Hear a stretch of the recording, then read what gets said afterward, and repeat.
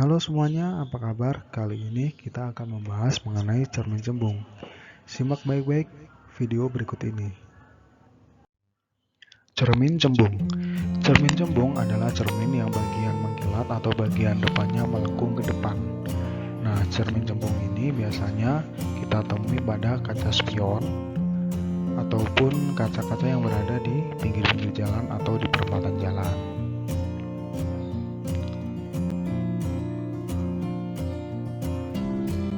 Mengapa spion memakai cermin cembung? Untuk menjawabnya, kita pelajari dulu sifat-sifat cermin cembung. Misalnya ini adalah gambar suatu cermin cembung yang dikenai sinar yang sejajar, maka sinar-sinar ini nanti akan disebarkan. Apabila sinar pantul ini kita teruskan ke belakang, maka akan menuju satu titik yang disebut titik fokus. Jadi sifat cermin cembung adalah menyebarkan cahaya atau divergen.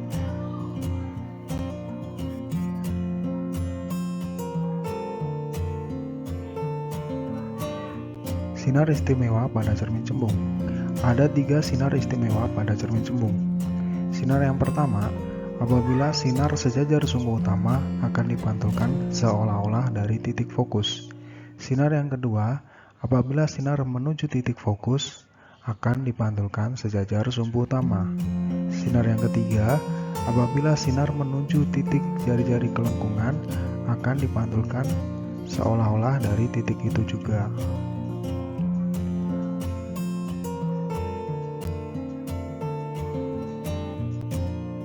Lihatlah gambar spion berikut ini.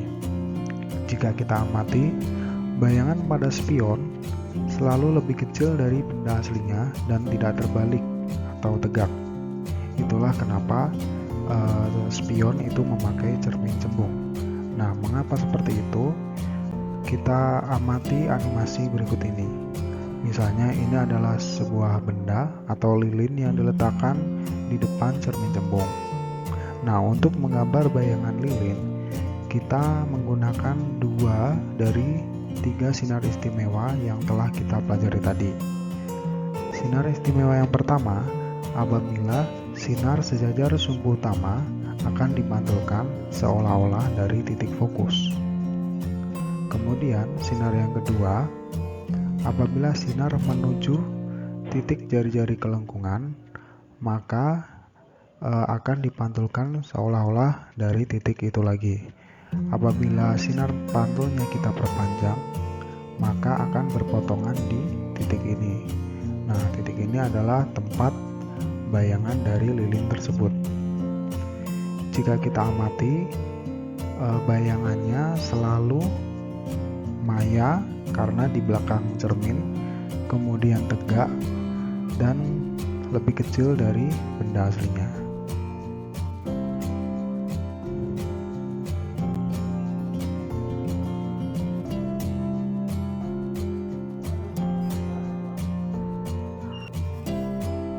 Berikut ini adalah rumus-rumus yang akan kita gunakan untuk menyelesaikan soal-soal. Rumus umum yang kita pakai biasanya adalah seperti ini. 1/F sama dengan 1/SI ditambah 1/SO. Atau bisa menggunakan rumus cepat. F sama dengan SI dikali SO per SI ditambah SO. Untuk menentukan jarak bayangan, SI sama dengan SO dikali F per SO dikurangi F. Jarak benda, SO sama dengan SI dikali F per SI dikurangi F.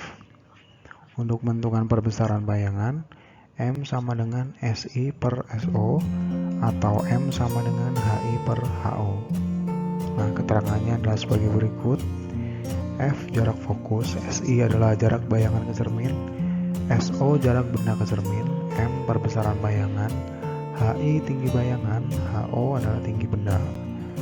Kemudian aturan tandanya, F positif jika cermin cekung, F negatif cermin cembung, SI positif bayangannya nyata terbalik, SI negatif bayangannya maya tegak. M lebih dari 1 bayangan diperbesar, M kurang dari 1 bayangan diperkecil. M sama dengan 1 bayangan sama besar dengan benda.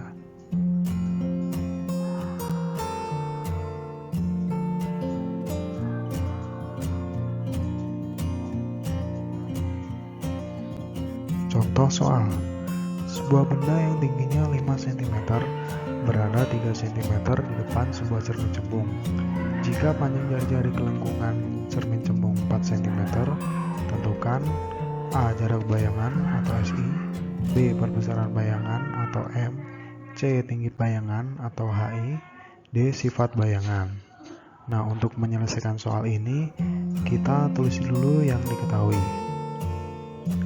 SO atau jarak benda sama dengan 3 cm, kemudian HO, tinggi benda 5 cm, kemudian jari-jari atau R-nya 4 cm.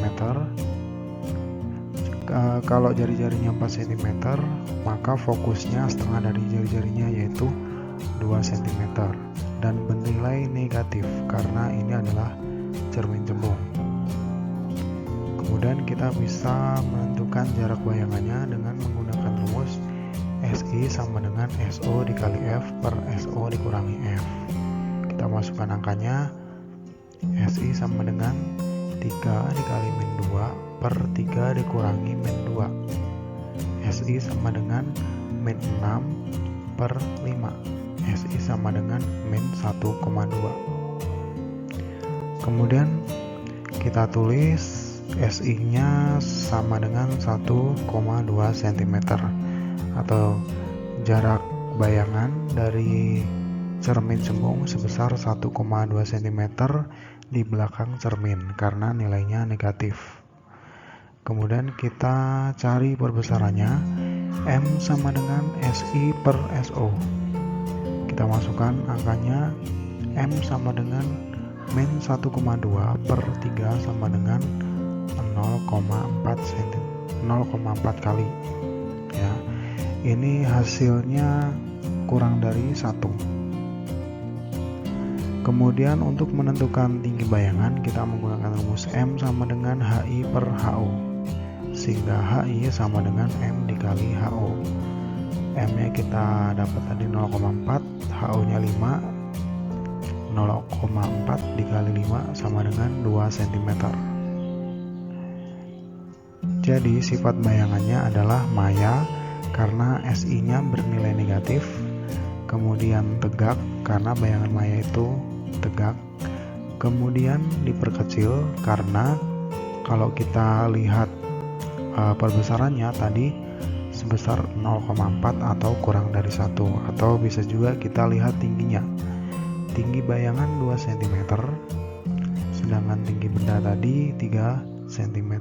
5 cm, sehingga tinggi bayangan lebih kecil dari tinggi bendanya, sehingga bayangannya bersifat diperkecil.